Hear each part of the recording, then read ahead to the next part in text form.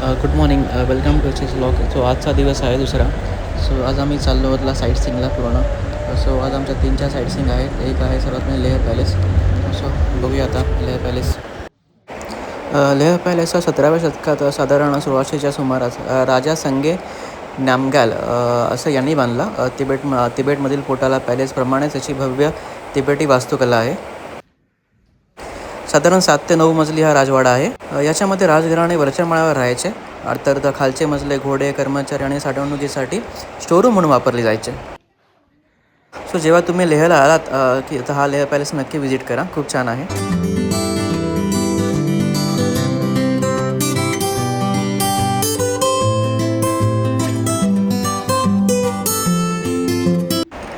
इथेच एक छानसं असं एक संग्रहालय आहे, जिथे तुम्हाला लेहमधील अनेक ठिकाणांची माहिती मिळेल. जसं पँगॉंग असेल, खारदुंगला असेल किंवा अन्य ठिकाणाच्या मॉनेस्ट्री असेल, त्याची एक चांगली माहिती तुम्हाला इथे मिळेल.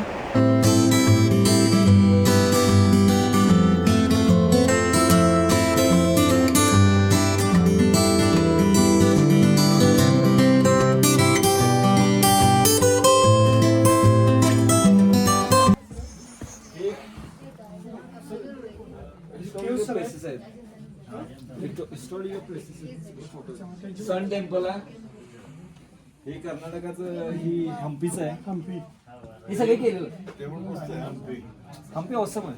हम्पी रिलॅक्स करायला हम्पी कमीत कमी 4-5 दिवस झाले. सो लेहनंतर आम्ही निघालो सेकंड साईट सीइंगला.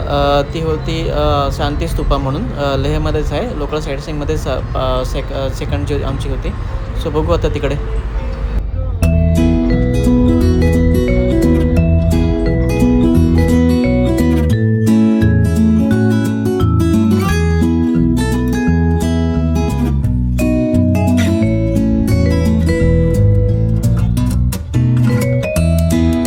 सो हे आहे लेहमधील शांती स्तूपा.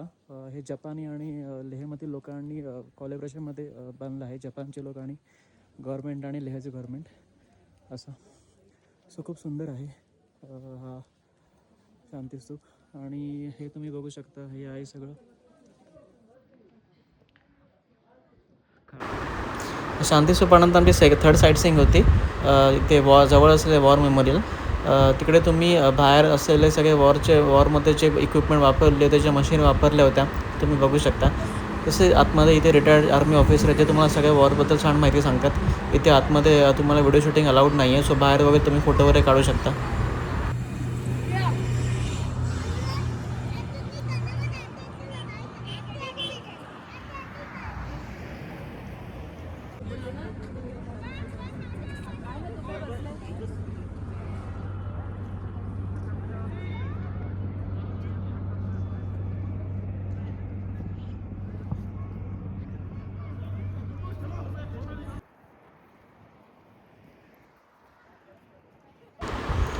वॉर मेमोरियल बघितलं आम्ही पुन्हा आलो हॉटेलवरती, आणि हॉटेलवर आमचं जेवण होतं, लंच होता.